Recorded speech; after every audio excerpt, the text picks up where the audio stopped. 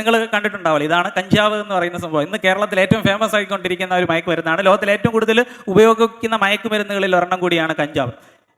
Cannabis sativa എന്ന് പറയുന്ന ഒരു ചെടിയിൽ നിന്ന് എടുക്കുന്ന ആണ് ഇതിൻ്റെ തന്മാത്ര കിട്ടുന്നത്. ഇതിന് ആക്റ്റീവ് ഇൻഗ്രീഡിയൻറ്റ്, ഈ അനുഭൂതിക്ക് കാരണമായിട്ടുള്ള തന്മാത്ര എന്ന് പറയുന്നത് delta-9 THC അഥവാ ടെട്രാ ഹൈഡ്രോ കാനബിനോൾ എന്ന് പറയുന്ന ഒരു തന്മാത്രയാണ്. പിന്നെ ഇതുമായിട്ട് സിമിലർ ആയിട്ടുള്ള മറ്റു തരത്തിലുള്ള തന്മാത്രകളും ഈ ചെടിയിനകത്തുണ്ട്. പക്ഷേ മെയിൻ ആയിട്ടുള്ള ഇൻഗ്രീഡിയൻറ്റ് ഇതാണ്.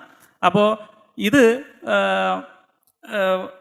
ഇത് പുകയ്ക്കുകയോ അല്ലെങ്കിൽ കഴിക്കുകയൊക്കെ ചെയ്യുന്നത് വഴി ഒരു ഹൈ അല്ലെങ്കിൽ ഒരു കിക്ക് കിട്ടാൻ വേണ്ടിയിട്ട് പറ്റും. അപ്പോൾ ഇന്ന് ഇൻസ്റ്റാഗ്രാമിലും ക്ലബ് ഹൗസിലൊക്കെ നോക്കിക്കഴിഞ്ഞാൽ ഈ കഞ്ചാവിനെ ഭയങ്കരമായിട്ട് ഗ്ലാമറൈസ് ചെയ്യുന്ന ഒരു സിറ്റുവേഷൻ നമുക്ക് കാണാൻ വേണ്ടിയിട്ട് പറ്റും. അതായത് പഠിക്കുന്ന സമയത്ത് കഞ്ചാവ് വലിച്ചിട്ട് പഠിക്കാൻ വേണ്ടിയിട്ട് ഇരുന്ന് കഴിഞ്ഞാൽ ഭയങ്കര ഉപയോഗം ഉണ്ടാവും. അതുകൊണ്ട് നീ വലിച്ചു നോക്ക് എന്ന് പറഞ്ഞിട്ട് ചില കുട്ടികൾ അവരുടെ സുഹൃത്തുക്കൾക്ക് വേണ്ടിയിട്ട് റെക്കമെൻഡ് ചെയ്യും.